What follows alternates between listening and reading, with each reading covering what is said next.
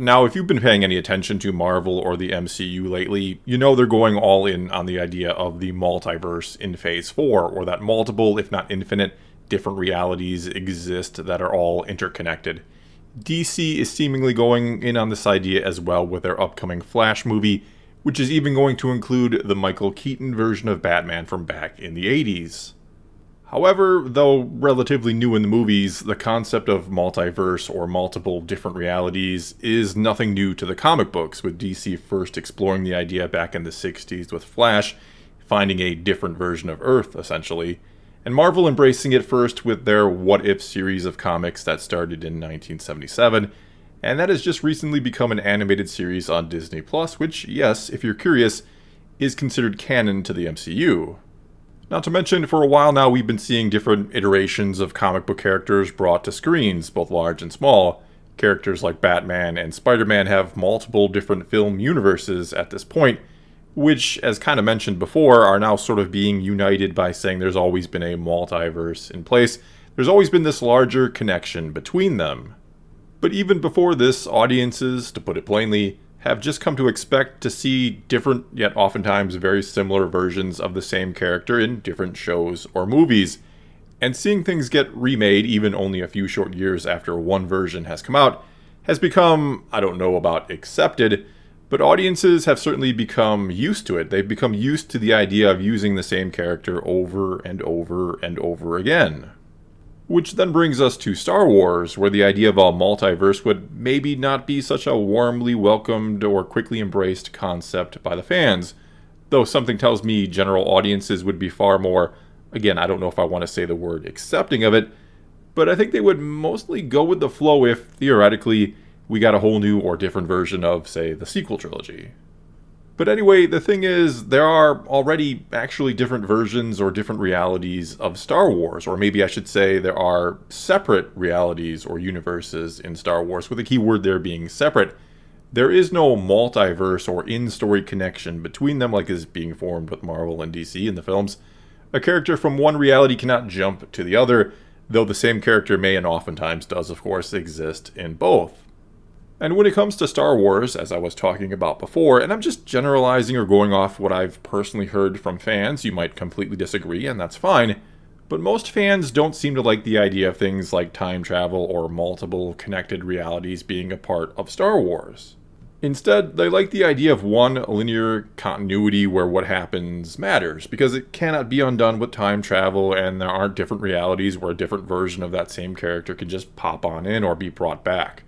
Not that Star Wars hasn't brought back its fair share of thought-to-be-dead characters, but whatever. Again though, even if fans don't like the idea of connected multiple realities, there are still different realities or universes in Star Wars. Lucas himself even embraced this idea when he let other creators besides himself write Star Wars stories or make books, games, comics, and so on. And these other stories were all part of their own continuity that was referred to as the expanded universe, though today we call them legends. But the thing is, George Lucas always maintained they were separate. He's saying once of the EU that there are two worlds here. There's my world, which is the movies, and there's the other world that has been created, which I say is the parallel universe, the licensing world of the books, games, and comic books. In another interview, he would then go on to say of the EU that, I don't read that stuff. I haven't read any of the novels. I don't know anything about that world. That's a different world than my world. But I do try to keep it consistent. The way I do it now is they have a Star Wars encyclopedia. So if I come up with a name or something else, I look it up and see if it has already been used. When I said other people could make their own Star Wars stories, we decided that, like Star Trek, we would have two universes, my universe and then this other one. They try to make their universe as consistent with mine as possible, but obviously they get enthusiastic and want to go off in other directions. In other words here, Lucas basically already had a mindset or policy in place or created a precedence from the very start that anything not created by him wasn't canon to his version of Star Wars, which, if you were so inclined, you could argue makes it so that anything and everything Lucasfilm has created since Disney took over, including the sequel trilogy, is also not technically a part of George Lucas canon, and many of course do already feel this way or make this distinction. Many, myself included, do think of George Lucas Star Wars as something completely separate and different from everything else created, that it is its own unique thing, and oftentimes when I discuss something about Star Wars, I only consider his words and ideas, and, for better or worse, discard what others have brought into it because they, at times, maybe oftentimes, don't align with what Lucas has said. And so even though what Disney is doing or has done with Star Wars is often referred to as the official canon, and it's their prerogative to call it that since they do indeed own the franchise. Don't get me wrong, I'm not saying they can't say their canon is the canon, but what they're doing can be, and maybe should be, still looked at as something separate from George Lucas Star Wars. Official or not, it can still certainly be considered a different or unique version of it, that, like the expanded universe before it, it's something that, sure, tries to keep continuity with the original movies and Clone Wars, but to quote Lucas in that second comment, got enthusiastic and went off in other directions.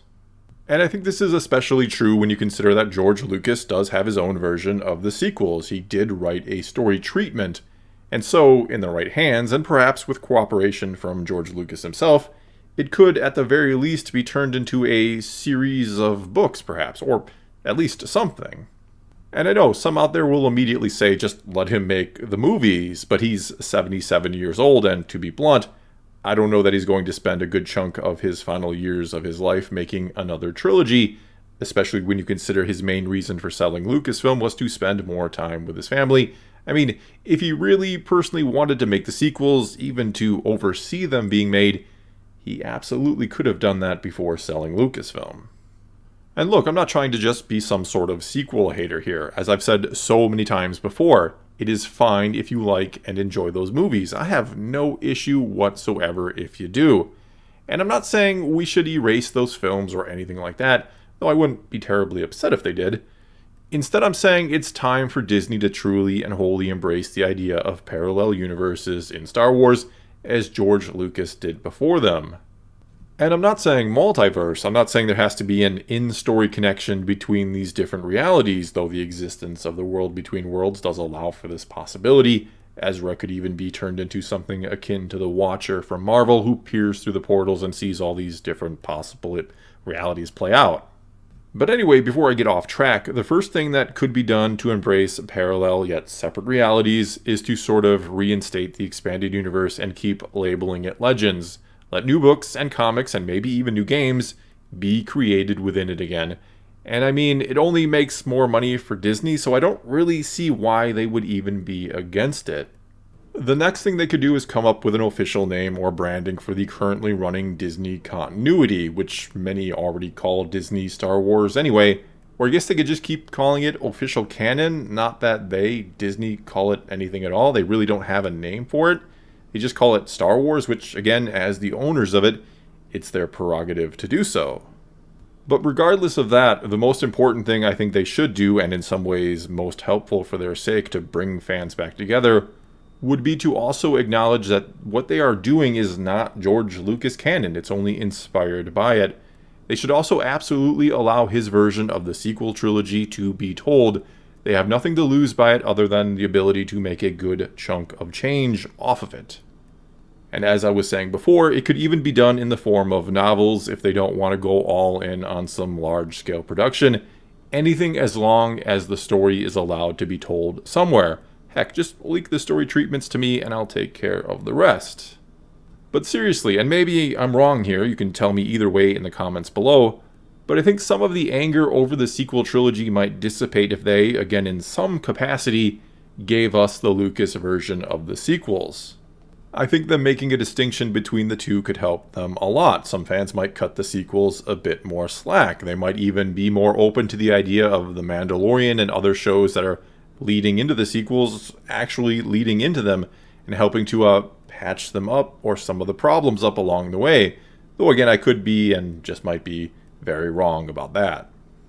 Either way though, now's the time, while Lucas is still alive and could contribute something, to do something with his sequel trilogy. Now's the time to embrace different Star Wars realities.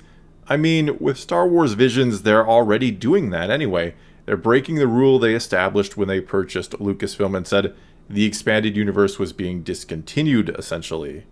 Because they also said then, or put out a statement saying, that going forward everything would be canon. Everything released, no matter what it was or what format it came in, would be within one continuity, with the starting point of course being the 6 films and the Clone Wars, everything Lucas had directly done. And I think most fans, not all, were okay with that, or at least understood the decision not to beholden themselves to decades upon decades of sometimes conflicting material from the expanded universe, because they thought then that they, Lucasfilm and Disney, were going to be very, very careful with the canon going forward, that it was the reason why they were creating the Lucasfilm Story Group, to create one masterful and intricately weaved continuity that would honor what Lucas had done as much as possible. But not only has that arguably not been the case, but with Visions they are now creating 9 individual stories that aren't even related to each other, 9 unique little parallel universes of Star Wars. And mind you, I'm not upset about that. Visions looks like it could be really good. But if they're going to go back on their word that everything would fit into one continuity, then just abandon the idea altogether already. Which isn't to say I want to see one random Star Wars story after another now, that I suddenly don't care about canon and continuity. Quite the opposite, I care a great deal about those things. But there already is more than one Star Wars universe out there, and again, it was something Lucas himself was okay with. Plus, this might again begin to heal the fan base a bit, embracing different versions of Star Wars and making them all sort of canon, while also giving us fans something that many would just love to see or even just know about, that being how George Lucas himself would have ended the Star Wars saga. Well, that's all I've got for you this time. Now it's your turn to tell me what you think. Should Star Wars just embrace the idea of multiple realities, which again doesn't have to mean multiverse, they don't have to be linked? Should they keep going with Legends? Should they restart it? And should they give us the Lucas Sequel Trilogy in some format, and just say that the Star Wars they're creating is their own interpretation? Would that help you at all? Would that mean anything to you if you're maybe someone who didn't like the sequels? Whatever the case may be, leave a comment below and let's talk some Star Wars. And until next time, thanks for watching.